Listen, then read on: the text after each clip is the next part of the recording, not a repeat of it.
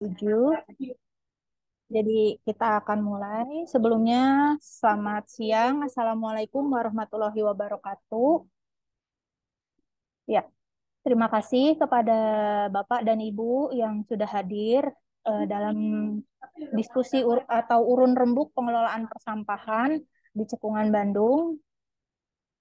Untuk sesi kali ini adalah sesi kedua, yaitu terkait tentang Green Campus, ya, pengelolaan sampah yang sudah dilakukan di kampus, begitu.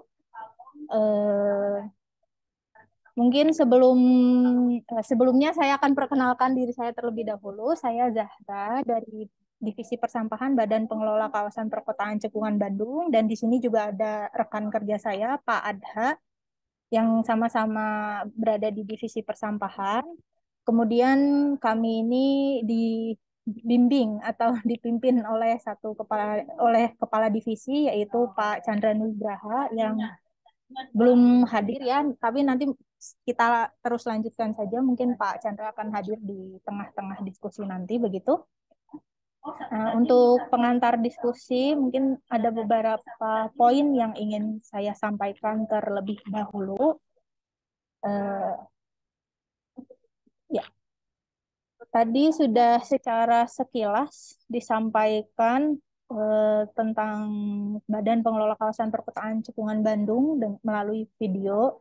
Jadi badan ini dibentuk oleh Gubernur melalui Peraturan Gubernur Nomor 86 Tahun 2020 untuk melaksanakan indikasi program atau eh,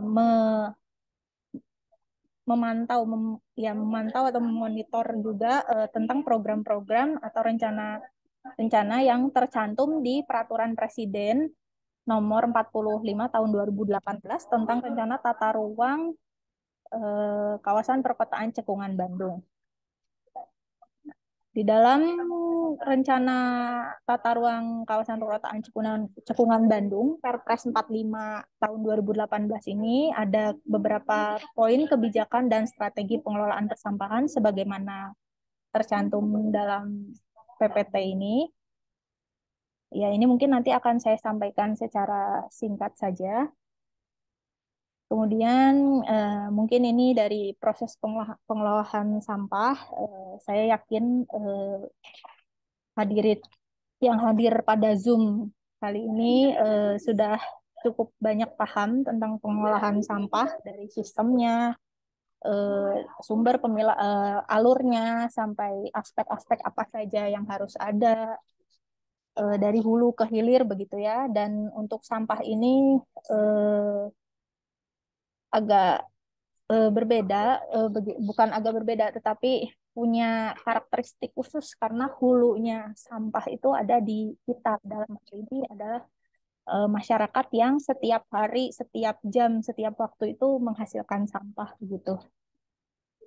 Dan di hilirnya itu ada di tempat pemrosesan akhir atau TPA. Kemudian, nah, ini adalah isu utama kita. Kenapa sampah ini menjadi masalah yang sangat penting, khususnya di kawasan Cekungan, Bandung. Karena saat ini TPA Sari Mukti yang merupakan satu-satunya TPA itu sudah melebihi kapasitas rencananya. Sementara sampah yang diproduksi di 4 kabupaten kota yang mengirimkan sampah ke Sari Mukti, yaitu Kabupaten Bandung, Kabupaten Bandung Barat, Kota Bandung, dan Cimahi, terus bertambah volume timbulan sampahnya setiap hari. Gitu. Oh ya, suaraku tidak terdengar, Pak? Ayo, oke. Baik. Nah, dari adanya isu itu, eh, kami berharap nanti dengan adanya banyak proses ini, walaupun ini mungkin butuh waktu yang lama, tapi sedikit demi sedikit kami mencoba untuk mulai merubah apa ya. eh, jadi dari saat ini tuh timbulan sampahnya tinggi, masih banyak yang tidak terkelola. Kemudian nanti targetnya itu timbulan sampah yang ada itu bisa lebih eh, sedikit karena sudah dilakukan pengurangan di sumber.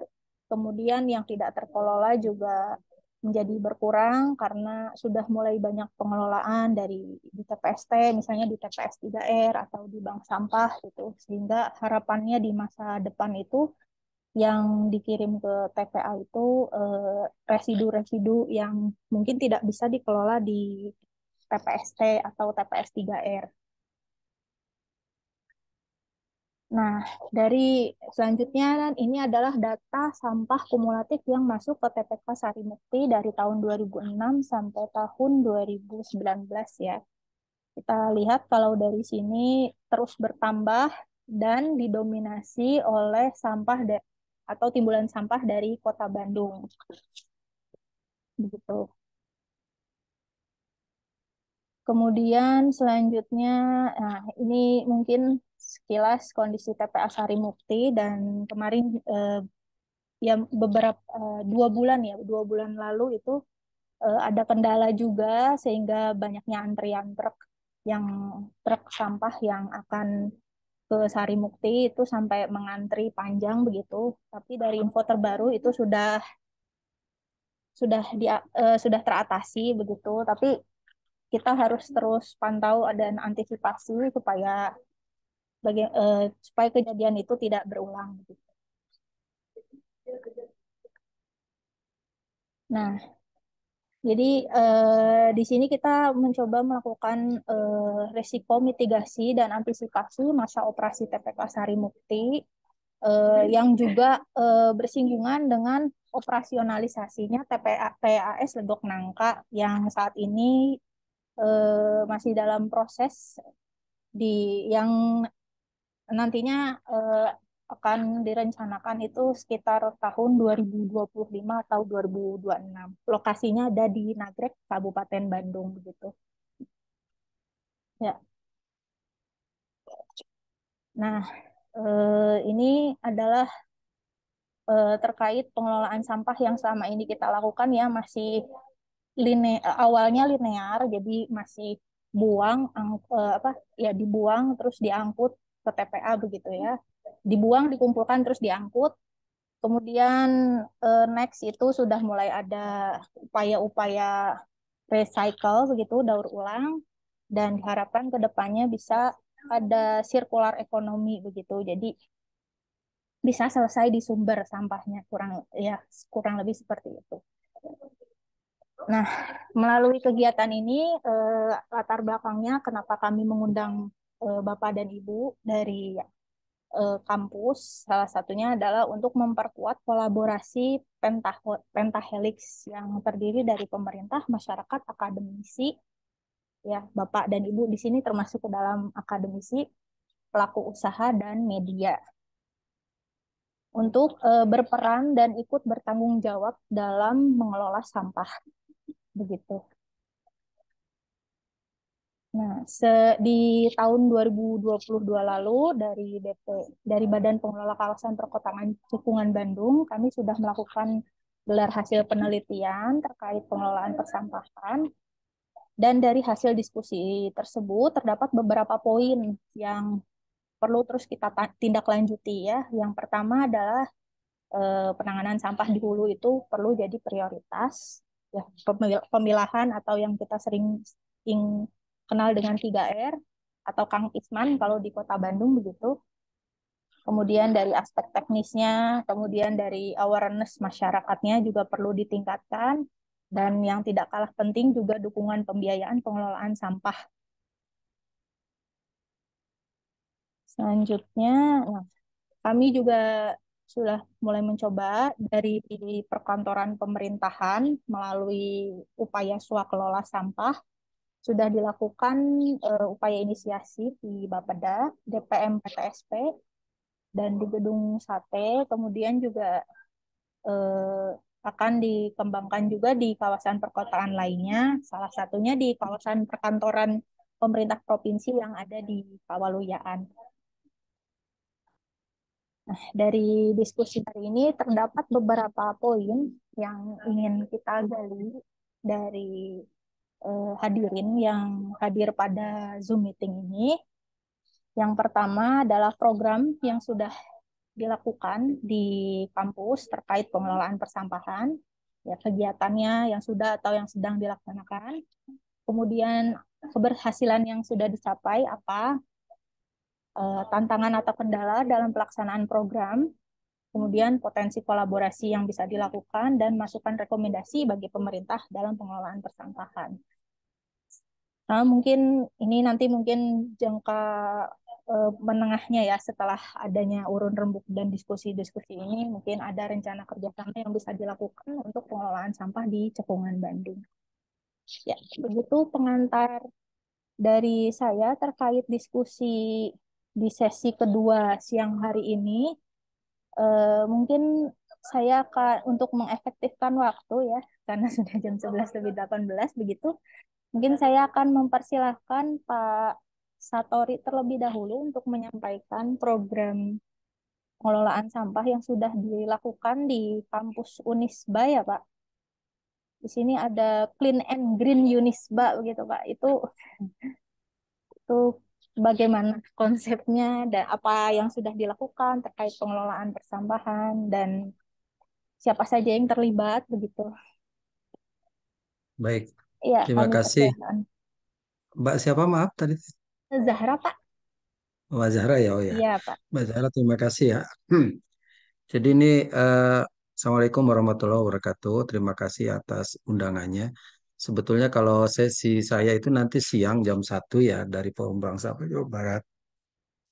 Nah, terkait dengan kegiatan di kampus ini, nanti ada Ketua Clean and Green Team, dan itu sebenarnya forum mahasiswa. Ada yang di sini ketuanya ada Ajeng yang hadir. Mana Ajeng? Ajeng hadir ya. Bisa Nah, itu ketua diperkenalkan ya. ketua Clean and Green-nya gitu ya. Jadi Ya. saya sedikit cerita saja terkait dengan pengelolaan sampah di Unisba ini. Kita punya namanya itu gerakan ya dalam dalam kerangka Eko Kampus. Itu sejak tahun 2005 lalu ketika Bandung sedang dilanda musibah Bandung Lautan Sampah begitu ya. Kemudian gerakan ini dikawal oleh mahasiswa. Ya, jadi mahasiswa ini membentuk satu forum. Awalnya sebenarnya Fakultas Teknik saja, tapi kemudian bergabung dari teman-teman perguruan tinggi lain malah sebetulnya ya waktu itu 2005 itu. Dan terbentuklah apa yang disebut dengan Clean and Green Team. Jadi Clean and Green Team ini dikelola oleh mahasiswa yang kepengurusannya itu bergantian ya. Setiap 2 tahun ada pergantian, ada diklatnya, dan dulu di bawah naungan P2TLH, Pusat Pengembangan Teknologi dan Lingkungan Hidup. Tapi sekarang sudah menjadi UKM, Unit Kegiatan Mahasiswa, sehingga ada slot anggarannya begitu ya dari kemahasiswaan. Nah, itu secara organisasinya. Kegiatannya sendiri sebetulnya sejak tahun 2009-2010. Jadi kegiatan utamanya dulu sebetulnya lebih ke gerakan gerakan sosial, gerakan masyarakat ya. Jadi tahun 2005 kita melakukan kampanye edukasi ketika Bandung sedang jadi sorotan dunia gitu ya terkait dengan masalah sampah.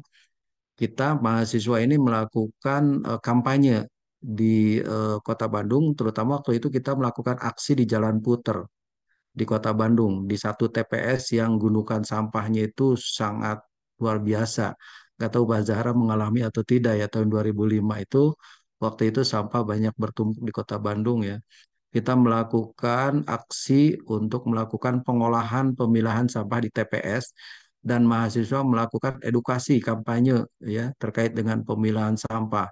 Dokumentasi itu masih ada hingga sekarang ya, termasuk juga media dari apa koran maupun televisi ya, terutama Metro TV. Nah, itu jadi gerakan yang kami lakukan oleh mahasiswa dan LSM waktu itu tahun 2005. Nah, itu secara eksternal, secara internalnya kita melakukan pengolahan sampah, terutama pengomposan. Kita punya saung kompos di belakang kampus, meskipun kita memang lahannya kecil ya, tapi kami waktu itu ada bantuan dari provinsi untuk membuat pengolahan sampah organik yang menjadi kompos. Dan kemudian selanjutnya juga sudah dibentuk bank sampah ya, bank sampah Clean and Green Team Unisba. Yang menjadi jargon kami, kegiatan kami setiap tahun sebetulnya adalah juga gerakan pungut sampah. yang kemudian menjadi cikal bakal GPS-nya Kota Bandung waktu itu. Jadi kita sudah melakukan gerakan pungut sampah yang dilakukan oleh Clean and Green Team bekerja sama dengan BEM, Badan Eksekutif Mahasiswa, baik tingkat universitas maupun fakultas. Nah, itu gerakan-gerakan yang dilakukan. Nah, selengkapnya detailnya mungkin Ajeng ya. Mangga Ajeng mungkin bisa ceritakan lebih lanjut kegiatan-kegiatan yang periode Ajeng nih. Ajeng nih Ketua Clean and Green sejak tahun 2022 kalau nggak salah ya Ajeng ya. Jadi nanti bisa cerita. Itu aja mungkin Mbak Jara sebagai pengantar. Selanjutnya saya persilakan Ajeng. Ya, terima kasih Mangga Pak Ajeng. Satori atas pengantarnya. Kami persilakan Mbak Ajeng ya manggilnya atau Teh Ajeng. Ya, Ya, sebelumnya mangga. perkenalkan nama saya Ya, Ajeng. Di sini saya di perwakilan dari Clean and Green. Mungkin sudah banyak yang disampaikan oleh Pak Satori. Untuk kegiatan saat ini yang kami fokuskan itu di bank sampahnya. Kebetulan kami bekerja sama dengan Bank Sampah Induk Kota Bandung. Untuk kegiatannya paling itu ya sekian saja. Terima kasih. betul. Kalau untuk kegiatannya ini pengelolaan sampahnya seperti apa ya? Kan tadi bekerja sama dengan Bank Sampah Induk, apa mungkin ada pemilahan begitu di kalau misalnya ada itu yang sudah terlibat di lingkungan kampusnya siapa saja begitu? Ya, untuk pemilahannya ada. Jadi sebelum kita setorkan ke bank sampah itu kita pilah dulu gitu di saung. Eh, ini yang store-nya itu bukan hanya mahasiswa, tapi juga dari cleaning service di berbagai gedung Unisba gitu. Jadi ini ya yang memilah mahasiswa dan cleaning service ya berarti ya. Ya, Nah, begitu. Mungkin ada kegiatan yang ingin disampaikan lagi, Mbak Ajeng? eh, kayaknya cukup Kak untuk mempersingkat waktu. Baik, Terima kasih. ya terima kasih. Ini mungkin selanjutnya dari kampus ITB ya. Selamat siang, Kak. Oh, ya, ya, Perkenalkan nama saya Dharma. Apa ya, suara saya terdengar? sudah terdengar dengan jelas. Saya perwakilan dari Institut Teknologi Bandung, khususnya unit kegiatan mahasiswa Ugrin ITB. Sedikit memaparkan terkait program-program Ugrin ITB. Jadi Ugrin ITB, kami lebih aktif di ruang internal kampus. Kita kerjasama dengan himpunan-himpunan yang ada di kampus, lalu unit-unit UKM kegiatan mahasiswa lainnya, mengenalkan pada mereka tentang konsep Green Campus serta isu-isu terkait lingkungan lainnya, gunanya untuk menimbulkan euforia di kalangan mahasiswa. Karena mahasiswa adalah salah satu yang nantinya turut langsung ke masyarakat. Nah, dari kampanye-kampanye kampus ini, kami berharap nantinya akan ada gerakan-gerakan mahasiswa. Outputnya kita mau nanti ada gerakan mahasiswa setelah lulus. Jadi alumni-alumni mereka, alumni-alumni kami bisa bisa bisa memperbaiki keadaan lingkungan di negara ini khususnya. Terus saya juga ingin menyampaikan terkait masalah persampahan di Indonesia sebenarnya masih agak sulit untuk memperbaiki masalah sampah di Indonesia karena pertama di Indonesia, hmm, Kak, boleh saya share screen sebentar? Silahkan. Karena ekonomi di Indonesia terutama Cekungan Bandung itu masih rendah, kita masih orang-orang luar masih menganggap kita third country. Eh, Kami mengenal ada konsep yang namanya hierarchy of needs. Sebentar ya, Kak. Eh, ini, jadi kami mengenal konsep hierarchy of needs. Maaf, maaf, maaf. Yang pertama dibutuhkan manusia adalah psikologi. Lalu kemudian safety, love belonging, esteem, dan self-actualization. Jadi kalau psikologikal yang pertama manusia ya tidak terpenuhi, maka kita tidak akan bisa beranjak ke fase selanjutnya. Sebentar. Bentar banget, ada satu lagi. Karena saya merasa sekeras apapun pemerintah bergerak, tapi kalau masyarakatnya nggak bergerak, sulit. Jadi ini harus banget diterangkan, bukan maksud menggurui, ya. Jadi yang pertama itu adalah psikologikal. Psikologikal di sini maksudnya adalah eh, yang hal-hal yang fundamental bagi kita, hal yang fundamental bagi manusia, misalnya makanan, air, tidur, kebutuhan seksual, dan kebutuhan ekskresi, BAB, semacamnya. Nah, maaf, maaf. Nah, ini tuh harus sangat-sangat terpenuhi. Kalau misalnya manusia tidak mendapatkan ini, maka mereka akan memprioritaskan psikologikal ini pertama kali. Yang jadi intinya di sini adalah ekonomi Indonesia adalah ekonomi dengan third country. Kita lihat orang-orang saja sulit untuk mendapatkan makanan karena pekerjaan mereka juga tidak bisa mencukupi kebutuhan mereka sehari-hari. Sementara itu, taraf kehidupan seseorang jadi lebih tinggi. Maka karena mereka kurang uang, mereka memprioritaskan makan, minum, dan tidur ini dulu. Sementara hal-hal yang berkaitan di luar itu seperti sampah, mereka nomor dua kan. Jadi mereka akan lebih fokus ke sini. Eh, jadi di pemikiran mereka begini, hey, it's not, eh, ini sampah saya, ini sampah saya, tapi saya nggak mau ada sampah di halaman saya, jadi saya buang aja kemanapun. Pokoknya gimana caranya sampah ini nggak ada di halaman rumah saya. Saya nggak mau berpikir gimana ribetnya buat memilah sampah dan lain sebagainya. Pokoknya yang saya pikirin adalah gimana cara saya makan, gimana cara saya tidur, gimana cara saya bisa minum, itu aja dulu. Disinilah kelemahan kita Indonesia, karena dari dari hierarki pertama aja nggak terpenuhi, yaitu psikologikal. Makanya mereka nggak bisa, ya maksudnya kami masyarakat Indonesia tidak bisa untuk naik ke hierarki tingkat selanjutnya. Misalnya saja ada safety, safety ini udah ada, misalnya keamanan, keamanan moral, keamanan kesehatan, terus properti dan sebagainya. Nah, kita nggak bisa dapat ke situ karena dari psikologikal kita aja belum dapat, makanya agak susah. Nah, anak-anak Ukraine ini pertama kita nggak punya dana yang cukup, jadi kita hanya bisa membantu di euforianya. Sebentar Kak, sebentar Kak.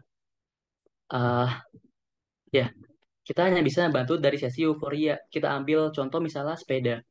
Di, di Indonesia ini kan dulu sepeda nggak banyak ya. Orang-orang menganggap orang-orang yang pakai sepeda itu orang-orang yang kuno, orang-orang yang, oh ternyata yang naik sepeda itu mereka menganggap orang-orang yang belum maju. Sementara kita lihat dengan banyaknya komunitas-komunitas yang menggunakan sepeda sekarang, justru pandangan orang berbalik. Orang-orang jadi menganggap bahwa orang-orang yang menggunakan sepeda kemanapun adalah orang-orang yang intelektual.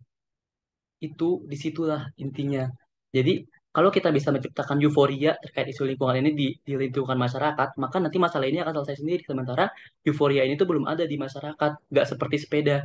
Karena sepeda dulu belum booming, terus sekarang booming dan udah euforia, akhirnya masyarakat bisa sadar bahwa bersepeda itu adalah hal yang baik dan nggak harus merasa malu gitu. Sekian, terima kasih. Ya, terima kasih Mas Dharma ya.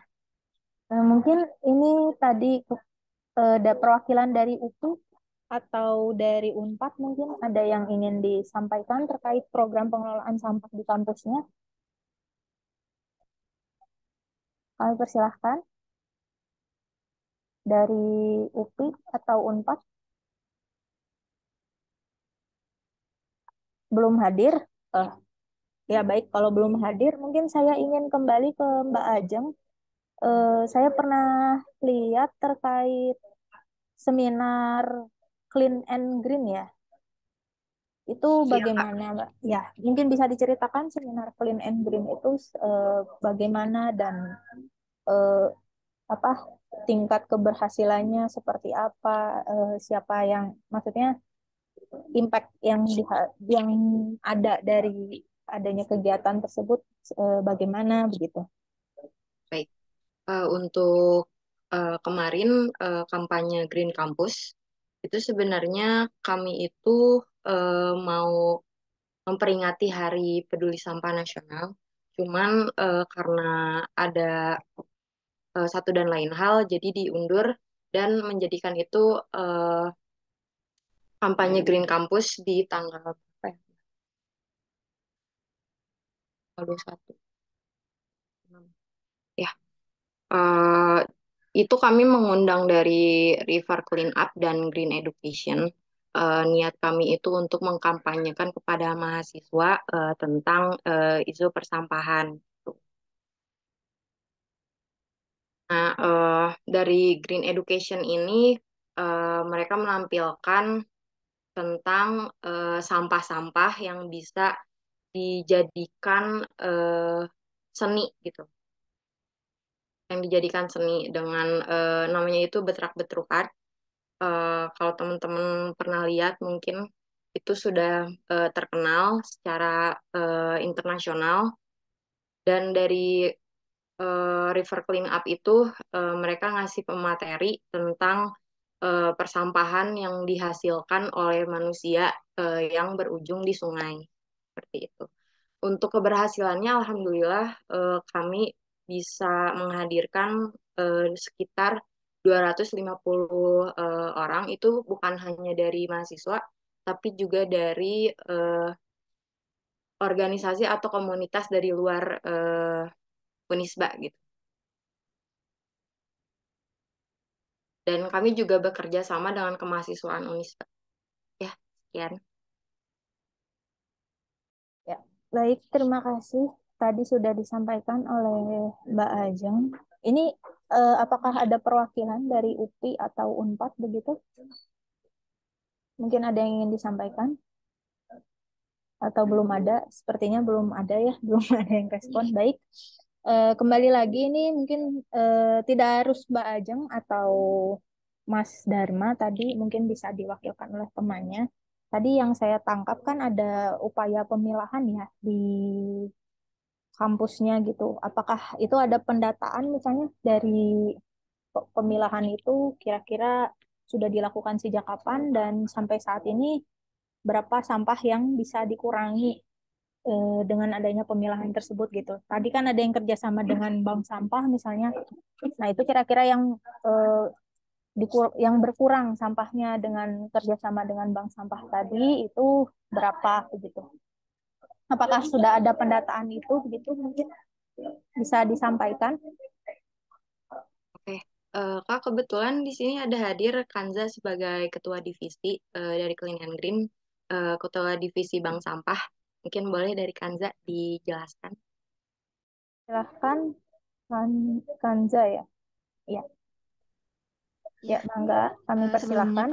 perkenalkan, saya Kangga dari Ketua Divisi Bank Sampah di Clean and Green. Nah, em, untuk bank sampah ini sendiri gitu, eh apa tadi itu yang sampah yang sudah dipilah ya.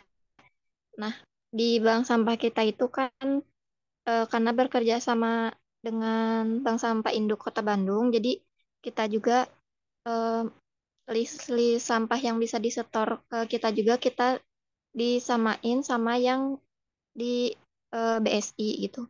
Nah, untuk sampah-sampah yang kita bisa terima itu tentunya udah sesuai jenis sampahnya gitu. Misal kayak sampah plastik itu em, kayak sampah plastik, tapi kalau yang pemilahan itu kan biasanya di sampah plastiknya aja kayak sampah gelas plastik atau botol plastik. Kadang emang dari merekanya ngasihnya itu udah tercampur gitu. Makanya dari kitanya eh, dipilah lagi tuh sesuai jenisnya gelas plastik aja atau botol plastik aja gitu. Terus kadang tuh sampahnya itu kan masih kotor. Kotor itu kayak jadi kalau misalnya gelas plastik itu masih kotor itu yang masih ada sedotannya atau yang masih ada label label mereknya gitu. Sama kayak botol juga kayak masih ada tutup botol sama labelnya gitu. Nah, paling di pemilahannya itu kita dibersihin gitu, dibersihin, dibuangin labelnya sama tutup botolnya gitu. Nah, kalau misalnya merekanya udah dibuang, itu artinya udah bersih gitu kan. Nah, untuk di pemilihannya mah eh, baru di plastik, dia di sampah plastik aja. Terus kalau yang lain kita menerima juga kayak kardus, kertas HVS, eh, kayu, besi, dan yang lainnya gitu. Nah, untuk sampah yang udah kita terima gitu ya, ini tuh aku belum hitung total keseluruhannya, tapi dari data yang aku punya itu ada sekitar, ini keseluruhannya ya, kira-kira udah mencapai 150 150 kilogram lebih untuk semua jenis sampah kayak kardus, HVS, besi, sama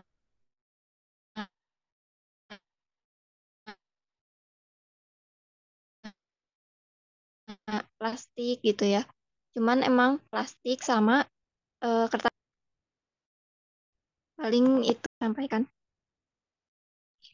Baik, Bu Mbak Kanza ya.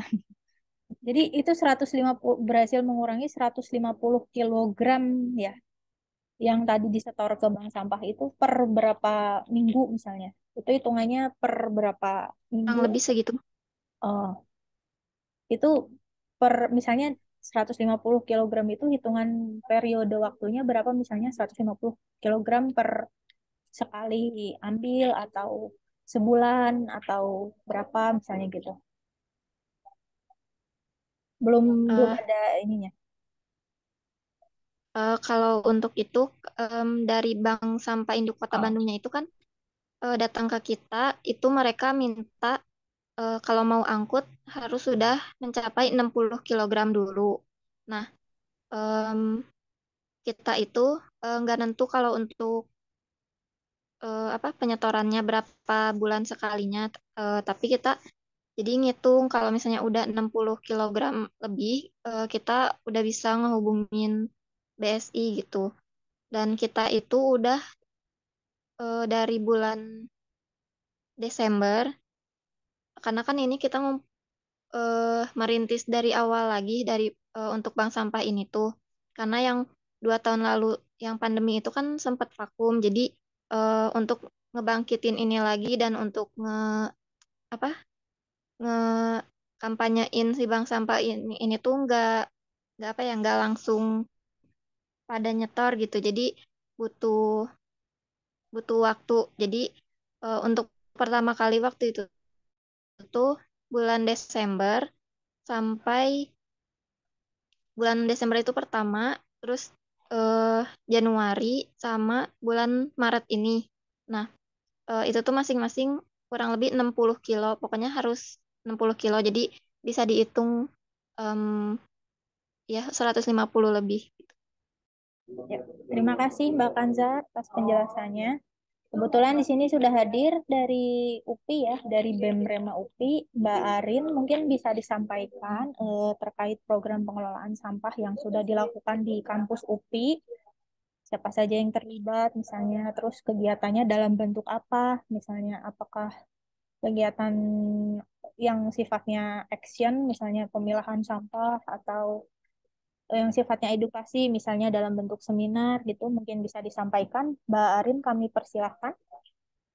Oke, baik. Terima kasih Mbak Zahra. Ya, selamat pagi ya, menjelang siang. Eh, Teman-teman di forum ini, perkenalkan saya Arin Fatmawati dari BEMREMA UPI, Ditjen Lingkungan Hidup, BEMREMA UPI 2022 ya. Nah, sebelumnya mohon maaf ya, karena saya baru join juga gitu. Oke, jadi perihal pengelolaan sampah di UPI gitu ya, mungkin ini sedikit sharing juga gitu ya perihal kestrukturannya di BEM Rema. Sebetulnya Ditjen Lingkungan Hidup ini adalah Ditjen baru gitu ya. Jadi memang baru di tahun 2022 di bawah Kementerian Sosial Lingkungan dan Masyarakat itu diadakan gitu khusus untuk yang concernnya di lingkungan hidup. gitu. Jadi untuk kita programnya masih merintis gitu ya, karena kan masih baru pertama kali gitu di Dijen Lingkungan Hidup sendiri. Kita ada dua programnya. Yang satu itu UPI Environmental Club dan yang kedua adalah kajian internal. Nah, kalau di kajian internal ini kita mencerdaskan dulu nih dari internal apa di lingkungan hidup itu sendiri. Karena kan kalau di UPI itu kebanyakannya memang keguruan gitu ya. Kita apa namanya keilmuannya gitu. Jadi bisa dibilang cukup jauh dengan yang temanya tentang lingkungan hidup itu sendiri. Jadi memang kita harus mencerdaskan dulu nih diri kita sendiri sebelum nge-share ke orang lain gitu. Nah, lalu yang kedua adalah UPI Environmental Club. Nah, UPI Environmental Club ini di sini adalah kampanyenya gitu. Kita di situ mungkin bisa dicek juga kita ada Instagramnya UEC UPI. Nah, itu kita membagikan hasil kajian internal tadi. Kita sudah sempat mengkaji tentang pengelolaan sampah di UPI, terus juga tentang energi gitu ya, tentang energi terbarukan, tentang fast fashion gitu ya. Intinya kalau di situ apa edukasinya gitu. Nah, dari kajian tentang pengelolaan sampah di UPI, kita juga melanjutkan dengan kampanyenya yaitu mengelola sampah organik dengan maggot gitu. Nah, kalau di UPI sendiri begitu ya, keadaannya sampahnya ini dari riset tahun 2022 kita itu produksi sampah lumayan tinggi gitu ya, apalagi di kampus di Bumi Siliwangi gitu. Nah, kalau misalnya ada kegiatan seminar misalnya atau rapat besar gitu ya yang mengumpulkan massa di UPI itu biasanya si jumlah sampahnya bertambah gitu. Terus kalau apalagi kalau misalnya ada acara lain yang mengundang dari pihak umum dari luar misalnya apa sih ya misalnya acara musik gitu itu kan ada beberapa kali di UPI ada gitu ya festival itu beberapa kali ada. Nah di saat seperti itu produksi sampahnya ternyata meningkat dan juga untuk di UPI ada dua pengelolaan sampahnya dari UPI-nya sendiri itu ada biogas dan insenerator gitu ya kok itu ada inseneratornya juga cuma menurut data terakhir itu dua alat tersebut tidak bisa dipakai karena rusak gitu jadi masih perlu untuk direparasi makanya sampahnya itu tidak untuk sementara ini langsung dikirim ke TPS gitu kan padahal kan sebelumnya ada pengelolaan cuma karena memang belum diperbaiki jadi dikirim langsung ke TPS gitu.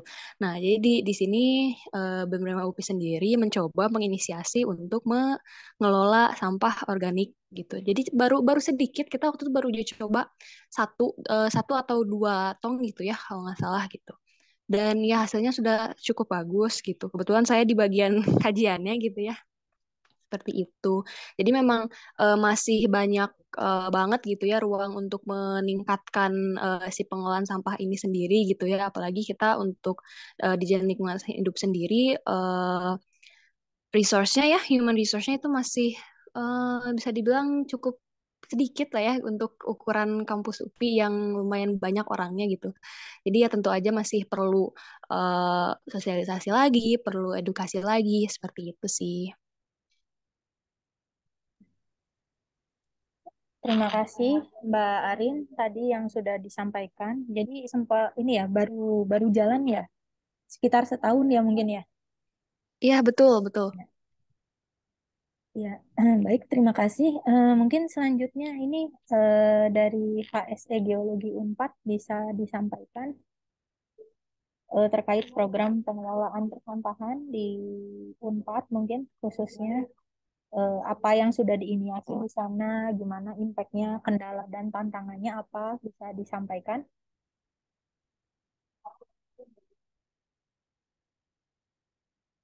Halo,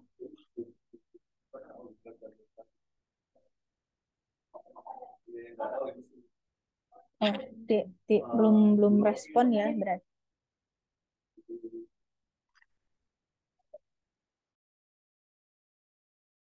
Udah. Ya, mungkin dari teman-teman tadi sudah mendengar paparan dari masing-masing yang pembicara ya di sini ya. Jadi ini kan sebenarnya semuanya sama-sama mahasiswa ya, mungkin ada yang ditanyakan gitu, ada yang ingin di-sharing, ada yang ingin di-sharing, ada yang ingin ditanyakan begitu terkait pengelolaan sampah di kampus. Ya, ini mumpung ketemu kan, mungkin ini embrionya nanti di masa depan gebrakannya apa gitu untuk pengelolaan sampah. Sekarang masih di kampus gitu. Mungkin ada yang ingin ditanyakan ke temannya atau ada yang ingin dipelajari, diperdalam misalnya, oh tadi dia menyampaikan dia udah kerja sama ini untuk ngelola ini itu gimana, misalnya kayak gitu. Silahkan, ada yang ingin ditanyakan?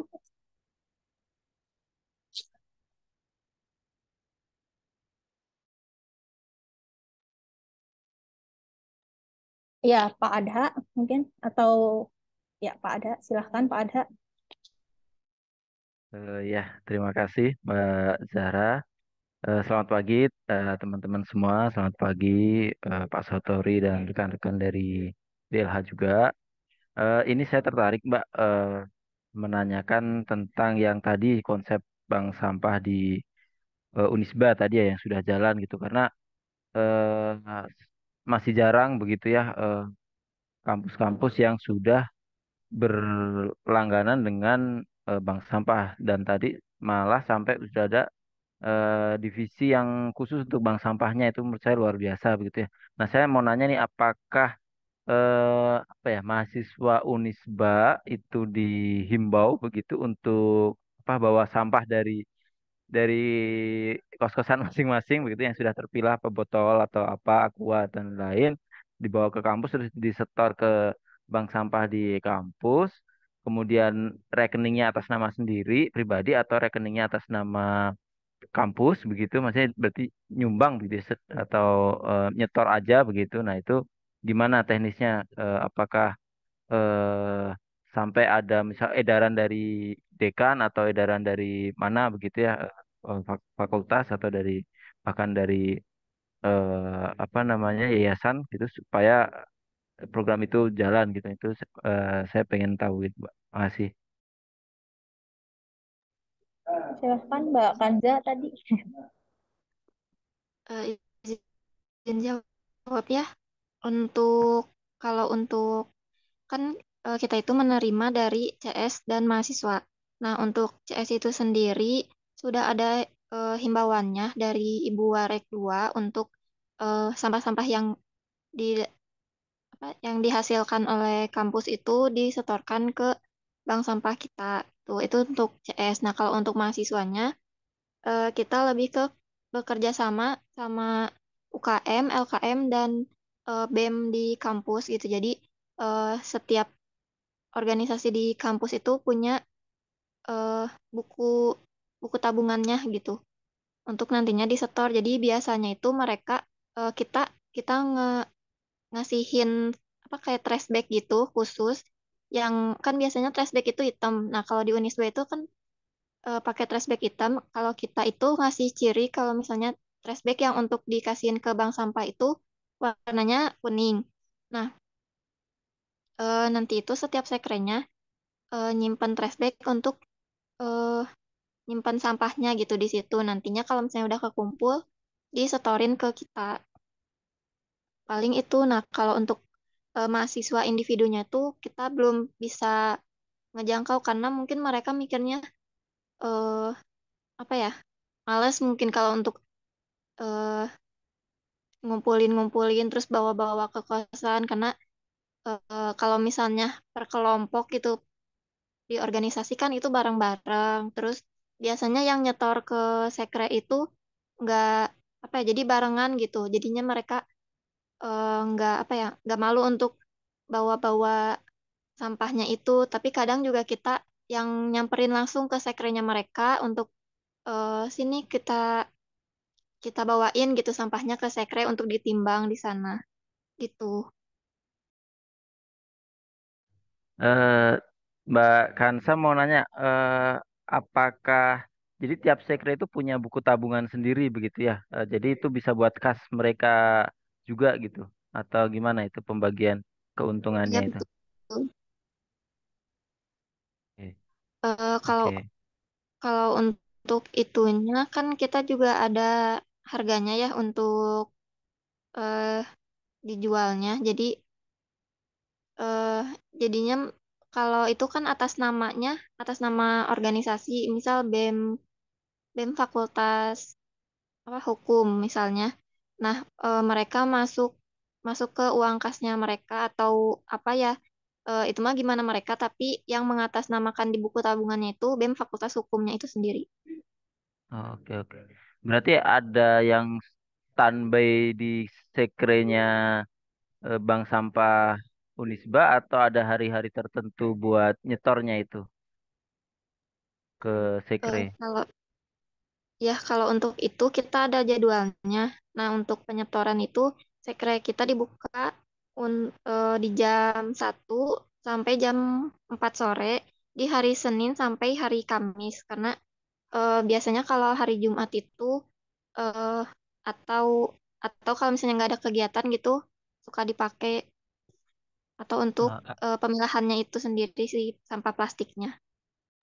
Berarti tidak tidak mengganggu jadwal kuliah ya atau gantian gitu ya berarti ya ininya. Iya, itu sudah ada jadwal-jadwalnya. Jadi hari Senin misalnya eh, siapa gitu. Jadi disesuaikan sama jadwal kelasnya.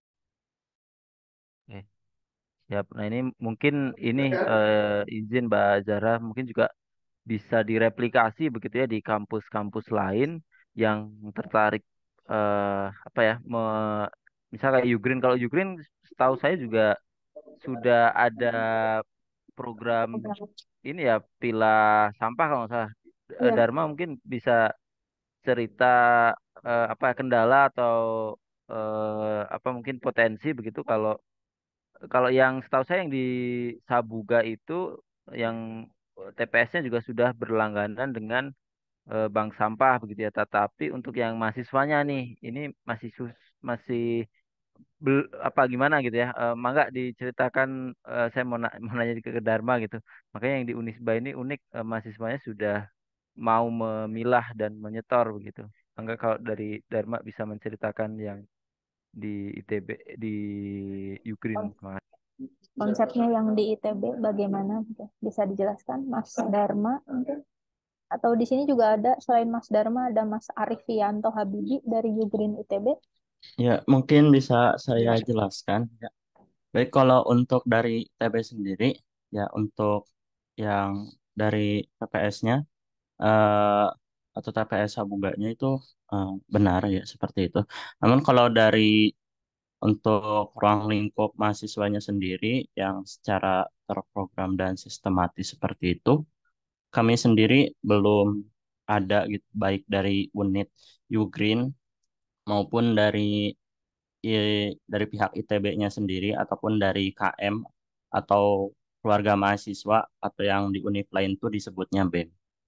Jadi sampai saat ini belum ada yang seperti itu, walaupun untuk ITB sendiri di beberapa tempat itu sudah disediakan untuk sampah organik dan anorganiknya sendiri oleh pihak kampus. Namun di beberapa tempat juga saya lihat untuk terutama di eh, ruangan program studi saya yang di Jatinangor, karena saya berasal dari Jatinangor itu masih ada gitu ya sampah tempat sampah yang enggak bukan organik anorganik gitu jadi dicampur aja gitu. Dan beberapa kasus juga kalau untuk di ITB saya lihat walaupun udah ada tempat sampah organik dan anorganik, ada beberapa kasus di beberapa waktu ketika tempat sampah untuk yang anorganiknya penuh, para mahasiswa tuh membuang ke tempat sampah organik. Jadi untuk di ITB sendiri, saya rasa cukup kurang dan banyak PR, terutama untuk Ugreen sendiri. Ya walaupun Ugreen itu sekarang tuh termasuk unit ya, jadi tidak memiliki power yang lebih. Walaupun dulu sempat berada di bawah KM ITB, namun untuk saat ini Ugreen bertindak sebagai unit saja. Jadi masih banyak PR ya untuk di ITB sendiri dan kami pun saya rasa perlu belajar dari univ-univ lain. Mungkin kalau dari ITB seperti itu sih Kak. Ya, terima kasih penjelasannya Mas Arifianto. Tadi saya sempat lihat Mbak Arin raise hand ya. tadi di awal. Mungkin ada yang ingin disampaikan atau ada yang ingin ditanyakan mungkin ke temannya yang lain begitu terkait pengelolaan sampah. Kami persilahkan, Mbak Ari. Oke, baik. Ya. Mungkin sebenarnya lebih ke ini sih, Mbak izin meminta kontaknya begitu ya dari kawan-kawan mahasiswa juga nih, karena seperti yang sudah saya mention juga sebelumnya kan kalau di UPI ini masih sangat baru gitu ya. Jadi masih perlu banget gitu untuk belajar dan juga apa ya, bisa dibilang mungkin studi banding mungkin ya, studi tiru mungkin ya lebih tepatnya gitu untuk eh, pengembangan pengelolaan sampah di UPI sendiri gitu oleh mahasiswa. Jadi mungkin ya itu mau minta kontaknya untuk kawan-kawan mahasiswa gitu. Begitu. Untuk kedepannya mungkin ada diskusi atau kolaborasi begitu. Terima kasih. Ya mungkin bisa share kontak, mungkin siapa tahu nanti bisa jadi grup kan, bisa saling apa, misalnya ini di kampus saya begini, jadi saling belajar begitu ya ke depannya gitu Mbak Arin. Ya, mungkin ada yang ingin disampaikan lagi dari teman-teman. Mau Ya. nanya boleh? Oh, boleh. Dari disebutkan nama dan kampusnya, silakan. Adit, saya kebetulan alumni dari ITENAS. Oh ya, baik. Ya, ada beberapa hal yang mau ditanya, terutama terkait mungkin dari teman-teman yang lain.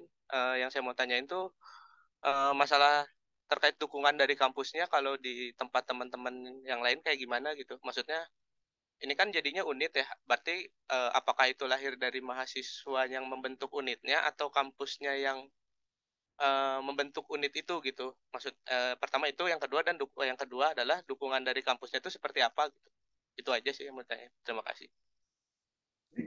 Ya, mungkin ada yang bisa membantu menanggapi tadi, mungkin Mbak Kanza atau dari Mbak Arin atau dari Yugrin. Silahkan ditanggapi tadi pertanyaannya gimana regulasi dari kampusnya untuk pembentukan unit unit ini ya, Ini unit pengelolaan sampah gitu. Ya, silakan.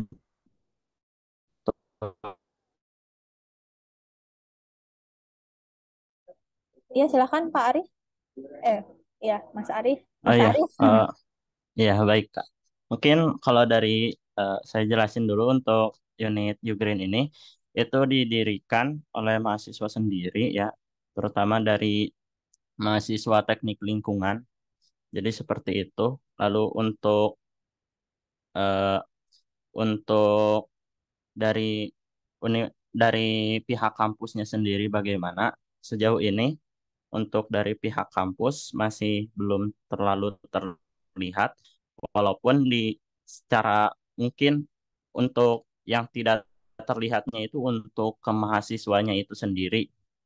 Tapi dari yang saya dengar itu untuk dari dosen-dosennya sendiri itu udah ada yang bergerak beberapa, jadi udah ada pergerakan namun ya tidak terlalu masif dan tidak terlalu di untuk di kemahasiswanya itu untuk dikontribusikan secara langsung itu masih kurang. Mungkin dari segi fasilitas saja, kalau untuk di ITB, mungkin penyediaan tempat sampah anorganik dan organik dan lain sebagainya juga ada beberapa dari pihak dosen yang melakukan penelitian terhadap Masaro atau manajemen sampah zero, yaitu untuk mengelola sampah dan mungkin itu akan diterapkan terutama di PPS Sabuga yang sekarang ini lagi direnovasi juga gitu. Jadi kalau dari kampus ITB sendiri mungkin tidak terlalu sistematis untuk para mahasiswanya sendiri, tapi dari segi fasilitas mungkin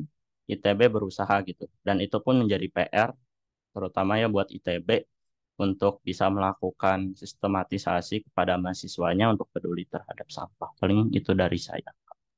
Ada yang ingin menanggapi tadi pertanyaan dari Mas Adit ya? Mungkin Mbak Arin, mungkin gimana regulasinya di UPI sampai ada apa lingkungan hidup misalnya, atau Mbak Kanza sampai tadi ada bank sampah. Tapi tadi kalau di Unisba sudah ada surat edaran dari wakil rektor ya, Wakil Rektor 2 tadi yang saya tangkap. Ya, Iya, betul. ya. Ya mungkin kalau dari Mbak Arin gimana konsepnya terkait regulasinya di UPI begitu? Oke, kalau dari UPI sendiri sebetulnya perihal bank sampah ini belum belum ada gitu ya regulasinya, karena paling yang saya temukan itu hanya tentang peraturan rektor, di mana itu adalah himbauan gitu ya untuk mengurangi penggunaan sampah plastik sekali pakai gitu, termasuk juga penggunaan banner yang sekali pakai itu kalau bisa dihindari. Hanya sebatas itu setahu saya ya untuk peraturan rektor sendiri gitu. Makanya dari keresahan bahwa tidak ada tidak ada pengelolaan yang lebih ini lagi gitu ya, dari keresahan mahasiswa juga gitu, makanya dibentuk secara kestrukturan ini gitu di BEM Rema begitu. Bagaimana Pak Mas Adit, apakah sudah cukup menjawab tadi respon dari Mbak Arin dan Mas Arifianto? Iya, udah cukup sih jadinya apa jadi kebayang gitu. Ya, Ya, terima kasih. mungkin nanti ITENAS juga mau buat ya. Mungkin kalau Iya, kampusnya mau. ya diajukan. Saya juga alumni ITENAS soalnya. Ya, mungkin Pak Adha ada yang ingin ditambahkan lagi, ada yang ingin ditanyakan? Ya, dari teman-teman semuanya sudah cukup ya. Ya, ya. Jadi ya terima kasih sebelumnya atas kehadiran dari saya panggil teman-teman semua ya, masih pada muda semua soalnya di sini. Pak Satori juga. Ya, terima kasih atas kehadirannya untuk urun rembuknya, dan tadi sudah disampaikan program dan kegiatan yang sudah dilakukan di unitnya, di kampusnya tadi. Semoga ini tuh nanti bisa jadi embrio atau cikal bakal untuk sesuatu, untuk program yang lebih besar lagi. Harapannya kan nanti pengelolaan sampah di skala kantor, di skala kawasan permukiman, lingkungan di lingkungan kampus ya, itu bisa semuanya saling bersinergi gitu. Jadi impact-nya signifikan gitu, pengurangan sampah tuh gitu. Harapannya begitu. Ini adalah start awalnya, dan tidak menutup kemungkinan di masa depan nanti kita akan sering undang teman-teman di sini semua untuk urun rembuk, untuk diskusi ya, kendala, terus kira-kira bagaimana. Ya, pokoknya diskusi terkait pengelolaan persampahan. Di skup kawasan kampusnya saja dulu begitu ya, karena ini kan di lingkungan kampus begitu. Ya, sekali lagi terima kasih atas kehadirannya. Sudah menyempatkan waktu hadir. Terima kasih. Billahi taufiq wal hidayah. Wassalamualaikum warahmatullahi wabarakatuh. Saya akhiri pertemuan siang hari ini. Sudah jam 12 juga soalnya ya. Waalaikumsalam Terima warahmatullahi kasih. wabarakatuh. Waalaikumsalam. Matur nuhun Ya, sadayana. terima kasih semuanya.